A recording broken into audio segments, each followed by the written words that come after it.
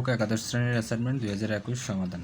বিষয় electrical works and maintenance 1 প্রথম পত্র।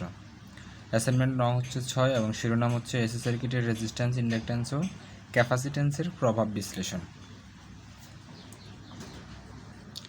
তো আমাদের প্রথম যে প্রশ্ন সেটি হচ্ছে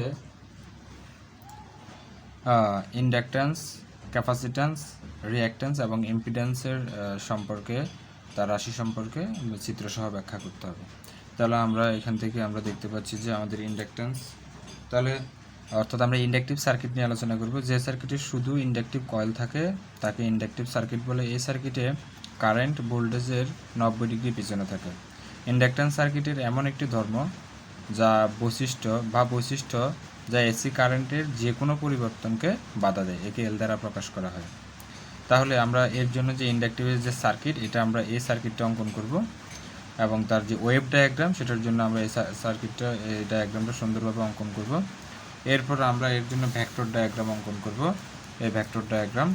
আর ইন্ডাকটিভ যে রিঅ্যাকট্যান্স সেটি আমরা এখন লিখব, যে ইন্ডাকটিভ রিঅ্যাকট্যান্স কাকে বলা হয়।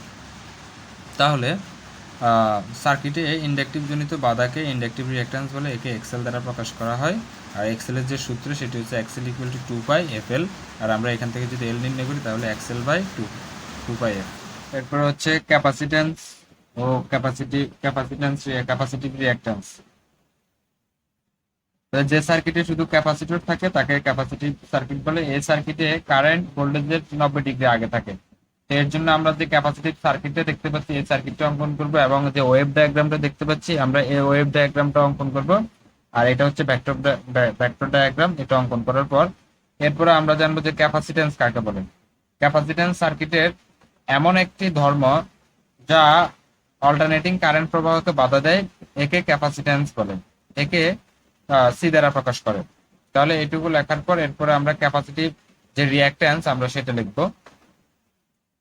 তাহলে এখন আমরা ক্যাপাসিটিভ রিঅ্যাকট্যান্স সম্পর্কে জানবো, যে সার্কিটে ক্যাপাসিট্যান্স জনিত বাধাকে ক্যাপাসিট্যান্স বা ক্যাপাসিটিভ রিঅ্যাকট্যান্স বলে, একে এক্সি দ্বারা প্রকাশ করে। আর এক্সি ইকুয়াল টু 1/2πfc। এখান থেকে যদি আমরা সি এর মান বের করি তাহলে আমরা এইভাবে এটাকে পক্ষান্তর করে এভাবে বের করতে পারি। এরপর হচ্ছে ইম্পিডেন্স কাকে বলে। তাহলে একটি এক ফেজ সিরিজ সার্কিটের ইম্পিডেন্স সার্কিটের সকল রাশির সমবায় যা সার্কিটে কারেন্ট প্রবাহ বাধা দেয়। এর প্রতীক হচ্ছে জেড এবং এর একক হচ্ছে ওহম। আর এর জন্য আমরা যে ইম্পিডেন্সের এখানে যে চিত্রটা আমরা দেখতে পাচ্ছি, আমরা এই চিত্রটা অঙ্কন করব সুন্দর করে। তাহলে এইটুকু লিখলে আমাদের প্রথম যে প্রশ্ন আমরা সেটি কমপ্লিট করতে পারবো আশা করি। তো এখন আমাদের যে দ্বিতীয় প্রশ্ন সেটি হচ্ছে ইম্পিডেন্সের ডায়াগ্রাম অঙ্কন, অর্থাৎ আমরা ইম্পিডেন্স ত্রিভুজের ডায়াগ্রাম অঙ্কন করব। তা আমরা এর আগে ইম্পিডেন্স কাকে বলে আমরা সেটা জানলাম। তাহলে এক্ষেত্রে আমাদেরকে শুধুমাত্র ইম্পিডেন্সের একটা আঁকতে হবে। তাহলে এখান থেকে আমরা লিখতে পারি যে আর এল সিরিজ সার্কিটে ইম্পিডেন্সের যে ত্রিভুজ, আমরা এখানে তার এই ব্যাখ্যাটা সহকারে এই ত্রিভুজটা অঙ্কন করবো এবং এখানে ইম্পিডেন্স ত্রিভুজ, অর্থাৎ আমরা এখান থেকে আমরা এইটুকু অঙ্কন করে দিলে আমাদের দ্বিতীয় প্রশ্নটা শেষ হয়ে যাবে। তো এটা লেখার পর আমরা চলে যাব তৃতীয় প্রশ্নে। আমাদের তৃতীয় প্রশ্ন হচ্ছে ভেক্টর ও ফেজর চিত্র সহকারে আরএলসি সিরিজ সার্কিটের ব্যাখ্যা।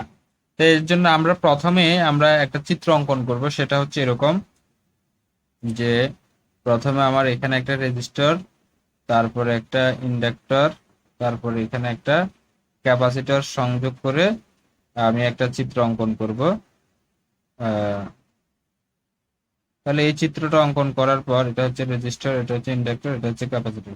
প্রথমে আমরা এই চিত্রটা অঙ্কন করব সুন্দর করে, তারপর এখান থেকে আমাদের যে ভেক্টর চিত্র দেওয়া আছে এই ভেক্টর চিত্রটা আমরা অঙ্কন করব। অঙ্কন করার পর আমরা এখানে আমরা যে ব্যাখ্যাগুলো দেখতে পাচ্ছি আমরা এই ব্যাখ্যা সম্পূর্ণ তুলে ধরবো। তুলে ধরার পর এরপরে আরো কিছু বাকি অংশ আছে সেটা পরবর্তী পৃষ্ঠায়।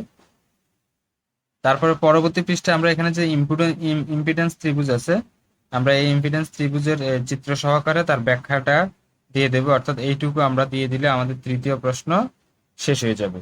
তাহলে আশা করি তোমরা এই ভিডিওর মাধ্যমে এই প্রশ্নগুলো লিখতে পারবে। এরপরে চতুর্থ যে প্রশ্ন সেটি হচ্ছে একক সহ প্যারালাল সার্কিটে অ্যাডমিট্যান্স, সাসেপ্ট্যান্স, তারপর হচ্ছে ও কন্ডাক্ট্যান্স এর বর্ণনা করতে হবে। তাহলে এখান থেকে প্রথমে আমরা যে অ্যাডমিট্যান্স কাকে বলে তার প্রতীক এবং একক সহ এখানে সূত্র সহকারে দেওয়া আছে। এরপরে হচ্ছে কন্ডাক্ট্যান্স, এরপরে দেওয়া আছে সাসসেপ্টেন্স, এবং অর্থাৎ এখান থেকে আমরা এই 1, 2 এবং এই 3টে এখান থেকে লিখে দিলে আমাদের 4 নং প্রশ্ন সমাধান হয়ে যাবে। তো আশা করি আমরা এই ভিডিওর মাধ্যমে পুরো অ্যাসাইনমেন্টটি সুন্দরভাবে লিখতে পারবো। ধন্যবাদ সবাইকে।